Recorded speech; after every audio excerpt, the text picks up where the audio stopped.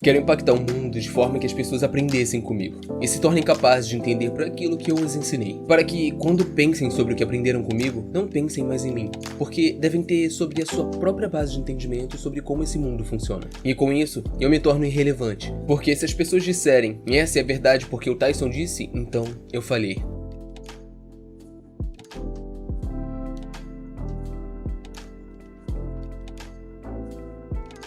Não é assim que você ensina alguém. Isso é ensinar pela autoridade. E eu quero ensinar você como pensar sobre o mundo e pensar por si próprio. E eu tenho uma nova maneira de entender o mundo. O meu impacto seria o que os outros sejam transformados e eles nem mesmo lembrem que eu tenho algo a ver com isso. Na minha lápide eu quero escrito: tenha vergonha de morrer até que você cause alguma transformação relevante para a humanidade. E essa transformação para a humanidade não é uma vitória para você mesmo. Não são estátuas, não é o seu nome. É simplesmente a humanidade estar em uma situação melhor. Eu acredito que qualquer um de nós deveria querer que o mundo tivesse uma situação melhor. Por você ter vivido nele. O que você tem feito pelo mundo sem expectativa de retorno. Muitas pessoas procuram pelo significado da vida, como se isso fosse estar debaixo de uma pedra ou atrás de uma árvore. E eu penso comigo mesmo, você tem mais capacidade que isso. Você tem o poder de criar significado em sua vida. Então, pra mim, eu crio o significado. E o significado pra mim é me perguntar, eu sei mais sobre o mundo hoje do que eu sabia ontem? Isso aumenta o significado pra mim, porque as capacidades que tenho à minha disposição podem diminuir o sofrimento dos outros, ou ainda mudar a vida de outras pessoas. E pra encontrar esse significado, a pergunta principal é: eu mudei a vida dos outros? Se houver um pequeno gesto que eu possa fazer que pode agregar valor à vida de alguém, eu farei isso. Porque 10 minutos da minha vida, iluminando e trazendo felicidade ou reduzindo o sofrimento de outra pessoa, não tem atitude melhor. Eu seria irresponsável se não o fizesse. Se Einstein estivesse aqui e nós estivéssemos conversando com ele, nós poderíamos conversar por horas e horas. Você sabe qual pergunta nunca sairia nas nossas bocas? Em qual escola você estudou? Eu quero ir para a mesma faculdade. E eu aposto que muitas das pessoas que são realmente relevantes não são admiradas por dizerem em qual faculdade eles foram. São admiradas por seus próprios direcionamentos, suas próprias ambições, suas próprias curiosidades. E isso é o que não ensinam na escola. E é triste. Minha escola vê você como um jarro vazio. E eles derramam informação em você e você testa isso. Se você consegue uma nota alta, você é aprovado. E são esses os que se tornam os motores do mundo? Eu acho que não. Minha escola deveria, no mínimo, preservar a curiosidade em você. Se você perdeu um pouco, porque isso não vai estar em todos nós, ponha de volta. E quando você se formar na escola, você pode dar um sentido literal na palavra formatura. Formatura significa começo, e não significa o fim. Então, você sai da escola e você diz pra si mesmo: e agora eu sei como aprender. E agora eu tenho a curiosidade de aprender sobre todas as coisas que eu ainda não fui exposto. Irei, e agora, me tornar um eterno aprendiz. Sem isso, você torna o seu conhecimento fechado. E qualquer que fosse o grupo de conhecimento que existia no dia em que você se formou, se tornará irrelevante, porque você sempre levará uma vida olhando sempre para aqueles momentos lá atrás, sem continuar a crescer quem ou o que você pode se tornar na vida. Para mim, o impacto que meu pai me deixou e que carrego hoje, inicialmente foi o nível de sabedoria que ele adquiriu ao longo de sua vida, e depois o sucesso que compartilhou comigo, seja pelo exemplo ou por apenas declarações explícitas. Por exemplo, no ensino médio ele estava na aula de ginástica e todos da turma estavam em fila, e eles estavam prestes a iniciar com atletismo. O treinador apontou para meu pai e disse: Cyril Tyson, olhem para ele. Ele não tem um tipo de corpo que iria se destacar na pista. Eles usaram como exemplo. E ele disse: o quê? Ninguém vai me dizer o que eu não posso fazer na minha vida. E ele usou isso como uma razão para começar a correr. Ele começou naquele momento e decidiu que um dos próximos objetivos na vida dele seria começar a correr e se destacar na corrida. Depois de alguns anos, ele se tornou um corredor de classe mundial. Ao mesmo tempo, tinha o 5º tempo mais rápido do mundo em corrida de meia distância.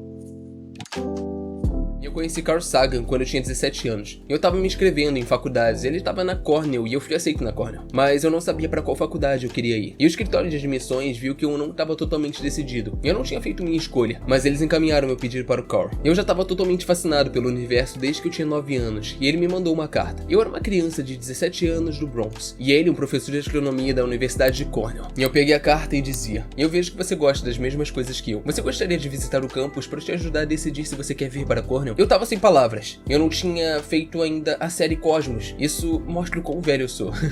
Mas ele já era famoso. Então, eu aceitei. Eu peguei um ônibus para Nova York e ele me conheceu do lado de fora do prédio, em um sábado. Me convidou para eu ir até o seu escritório, olhar os laboratórios. E eu tô lá. E na minha frente ele fez uma coisa incrível. Ele estendeu sua mão e tirou um livro da sua estante. Era um de seus livros. E aquilo me marcou. E ele autografou isso pra mim. Neil Tyson, futuro astrônomo. E assinado, Carl. Mais tarde naquele dia, eu tava pronto para voltar a Nova York. E começou a nevar e ele disse: e aqui tá o número da minha casa. Se o ônibus não puder ir por causa da neve, passe a noite com a minha família e amanhã você vai. Eu tava pensando, quem sou eu? Por quê? Eu não sou ninguém. Mas pra ele, eu era alguém. E eu disse pra mim mesmo: se eu for famoso como ele é, vou tratar os alunos da mesma maneira que ele me tratou.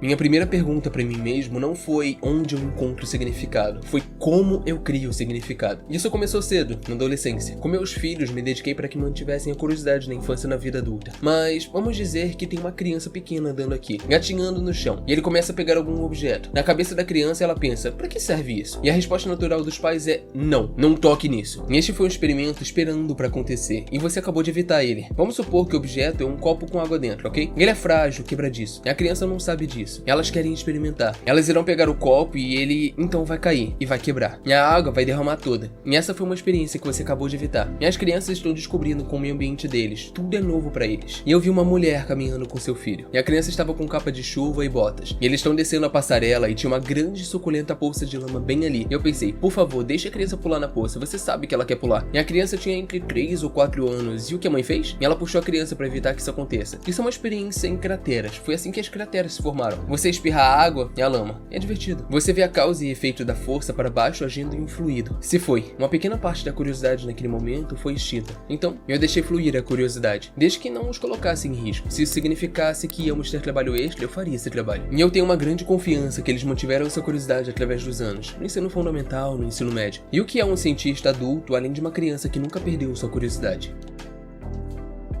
Tem uma famosa frase de Martin Luther King: você só pode ser montado se suas costas estiverem dobradas. Quando eu cresci, era muito comum ouvir a frase: paus e pedras podem quebrar meus ossos, mas palavras nunca iriam me machucar. Isso é realmente uma imunização contra o discurso de ódio, contra pessoas maldosas, pessoas desagradáveis. Você se torna capaz de desenvolver um conjunto de sistemas de defesas contra pessoas mal educadas. Eu não escuto essa frase há muito tempo, e o que eu acho que aconteceu ao longo dos anos é que aprendemos como uma civilização de palavras podem ser muito dolorosas. Para aprender algo novo, eu leio coisas que me levam a lugares de pensamento de outras pessoas. Se eu sou educador, eu preciso saber disso, porque quando você tá falando comigo e eu entendo você, eu posso navegar nos seus receptores para aprendizado. Eu não preciso que você venha para onde eu tô, isso não tá certo. Eu sou o educador, não você. Você é a pessoa curiosa, então eu vou te conhecer no seu território. E o que eu faço para o público, mais de 80% é movido pelo dever, não pela ambição. E eu tenho esse senso de dever porque se posso fazer alguma coisa, e se eu posso fazer isso melhor do que os outros, e isso é para um bem maior na sociedade, eu estaria sendo irresponsável se não fizesse isso. Bom, muito obrigado por ter me ouvido até aqui. Se você gostou do vídeo, se você gostou da mensagem, deixa um like e compartilha com algum amigo que você acha que precisa ouvir isso. Nos vemos no próximo vídeo do canal. Um abraço.